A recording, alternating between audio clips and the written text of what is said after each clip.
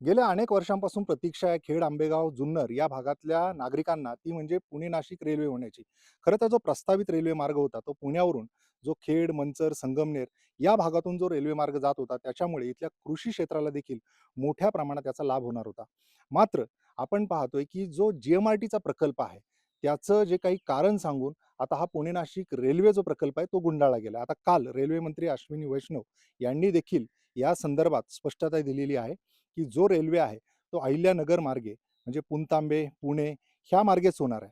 त्याच्यामुळे खेड, आंबेगाव, जुन्नर परिसरातल्या नागरिकांना याच्याविषयी तीव्र संताप व्यक्त करताना आपण पाहतोय आणि एकूणच हा जो जी-एम-आर-टीचा प्रकल्प आहे, तो याच्यासाठी अडथळा ठरताना दिसतोय. तर दुसरीकडे जे आंबेगावचे आमदार आहे दिलीप वळसे पाटील, त्यांनी देखील एक स्टेटमेंट केलेलं आहे, की विदेशामध्ये असे प्रकल्प होतात, तिथे काय अडचण येत नाही. आम्ही ते दाखवण्याचा प्रयत्न करतोय. मात्र या बाबतीत जो प्रस्तावित रेल्वे मार्ग आहे, तो का बारगळलाय आणि जी-एम-आर-टी ज्या ठिकाणी आहे खोडद गावामध्ये, तिथे माझ्यासोबत एक ग्रामस्थ आहेत. अनेकदा या प्रकल्पाचं कारण सांगून केवळ पुणे-नाशिक रेल्वे प्रकल्पच नव्हे, तर अनेक उद्योगधंद्यांना देखील अडचण येत असल्याचं हे वास्तव आहे. माझ्यासोबत एक ग्रामस्थ आहे, त्यांच्याकडून जाणून घेऊयात. काय परिस्थिती आहे आपल्याला जी-एम-आर-टीची नेहमीच काय अडचण आहे? सर, जी-एम-आर-टी प्रकल्पाचं नेहमीच कारण सांगितलं जातं, की यामुळं पुणे-नाशिक जो रेल्वे प्रकल्प आहे, तो होऊ शकत नाही. काही तांत्रिक अडचणींच्या बाबी यापुढे सांगितल्या जातात. परंतु दरम्यानच्या काळामध्ये संसदेमध्ये डॉक्टर अमोल कोल्हे यांनी या संदर्भात भाष्य केलं आणि संसदेला सांगितलं, की जगामधल्या अनेक देशांमध्ये यासाठी वेगवेगळे पर्याय अवलंबले गेले आहेत. त्याप्रमाणे आपण आपल्या देशामध्ये या प्रकल्पासाठी आपण तशा गोष्टी करू शकतो आणि हा प्रकल्प निश्चितपणे होऊ शकतो. परंतु मधल्या काळामध्ये जी-एम-आर-टी प्रकल्पाला सुद्धा विचारलं गेलं. त्यांनी सुद्धा सांगितलं तर अशा प्रकारचे काही पर्याय अवलंबले जात असतील, आमची कोणत्याही प्रकारची अडचण नाही. परंतु आज अशा प्रकारचं रेल्वे मंत्र्यांचं स्टेटमेंट ऐकून ग्रामस्थांमध्ये प्रचंड निराशा आलेली आहे आणि या निराशेपोटी सगळे ग्रामस्थ संतप्त झालेले आहेत, की या देशामध्ये नेमकं चाललंय काय? नेमकं शासनाला सांगायचंय काय? करायचंय काय? हे त्यांनी एकदा शासनाचं परिपत्रक काढून किंवा शासनाच्या माध्यमातून सांगावं आणि लोकांची दिशाभूल जी चाललेली टाळावी आणि हा प्रकल्प येथील शेतकऱ्यांसाठी अत्यंत उपयुक्त आहे. त्यांचं पुनरुज्जीवन होण्यासाठी, त्यांचं पुनरुत्थान होण्यासाठी हा प्रकल्प खूप खूप आवश्यक आहे. तो व्हावा अशी आमची नाही, सर्वांची मागणी आहे. निश्चितच याच्यामध्ये काय होतं, की शेतकऱ्यांच्या बाबतीत तर महत्त्वाचा होताच, कारण हा संपूर्ण ॲग्रीकल्चर बेल्ट आहे. आता याच्यापूर्वी चाकणमध्ये जो काही विमानतळ होणार होतं, ते इथून हलवलं गेलं, ते पुरंदरला नेलं गेलं. त्याच्या बाबतीत देखील नागरिकांनी संताप व्यक्त केला, की आमचा जो विकास आहे त्याच्यामुळे कुठेतरी खुंटतोय. आता पुणे-नाशिक जो रेल्वे प्रकल्प आहे, शेतकऱ्यांच्या बाबतीत आणि इथल्या नागरिकांच्या बाबतीत, कारण इथे जर पाहिलं आपण तर ट्रॅफिकची समस्या उद्भवते. एकूणच जो प्रवासाला वेळ लागतोय, त्याच्यामुळे पुणे-नाशिक रेल्वे जो प्रकल्प आहे तो अत्यंत गरजेचा आहे. आपण पाहतोय की सातत्याने ज्या पद्धतीने पुणे-नाशिक रेल्वे करता जी-एम-आर-टीचा अडथळा सांगितला जातोय, इथल्या गावकऱ्यांचं काय म्हणणं आहे तेच आपण जाणून घेण्याचा प्रयत्न करतोय. काय सांगाल, की आता हे जी-एम-आर-टीचा जो अडथळा सांगितला जातोय, तर खरंच काय आहे? आणि नागरिक म्हणून तुम्ही काय सांगाल, तुमच्या काय भावना? खरं तर आपण 21व्या शतकामध्ये आज वावरत असताना आम्ही पुण्यापासून अवघ्या 70 किलोमीटर आहोत. 70 किलोमीटरचं अंतर आम्हाला पार करण्यासाठी साधारण 2.5 ते 3 तास लागतात. इतकी ट्रॅफिकची समस्या वाढलेली आहे. आणि अशा परिस्थितीमध्ये आमच्याकडं हा जो जी-एम-आर-टी प्रकल्प लादला गेलेला आहे. आमचं म्हणणं असं आहे, की इथे संशोधन केलं जातं. जर इथं संशोधन केलं जातं, तर ह्या रेल्वे प्रकल्पासाठी काय अडचणी आहेत, त्या संशोधन यांनीच करावं आणि यांनी त्या सोडवाव्या, अशी आमची माफक अपेक्षा आहे.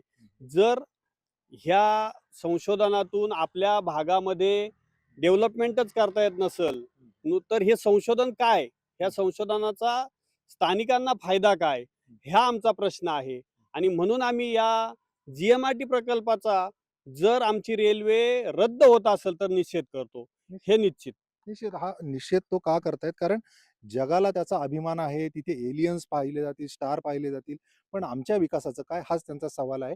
काय सांगाल, काय परिस्थिती एकूण या जी-एम-आर-टीमुळे आपला विकास कुठेतरी खुंटलाय?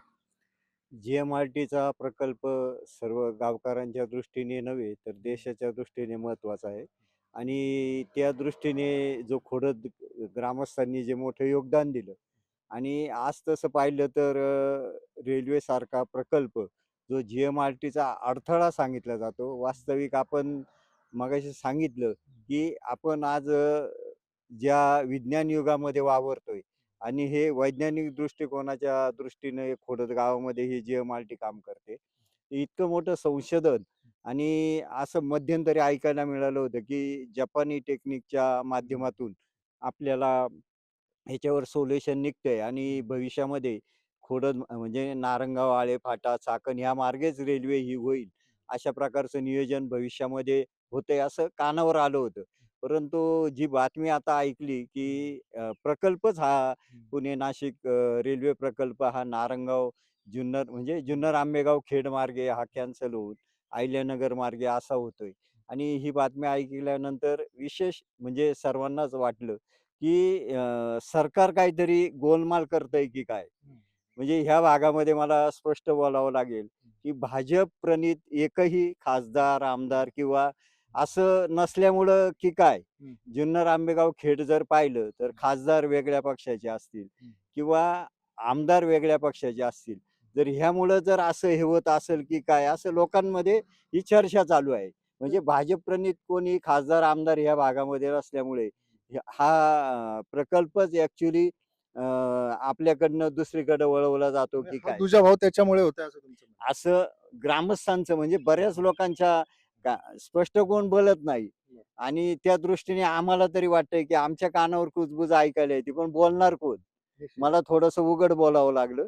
म्हणजे आपण म्हणतो ना, ज्याची खावी पोळी त्याची वाजवावी टाळी तसा प्रकार होतो काय? म्हणजे जे सरकारला जे अ, अ, इकडे ह्या भागामध्ये आमदार, खासदार जास्त नसल्यामुळे हा प्रकार होतोय की काय असं ग्रामस्थांना त्यांच्यामुळे वाटतंय. ग्रामस्थांवर अन्याय होतोय हां, का? तर असं असा आम्हाला सवाल, शंका आहे मोठी. हा जो नागरिकांचा सवाल आहे त्याचाही देखील कुठेतरी विचार करणं गरजेचं आहे.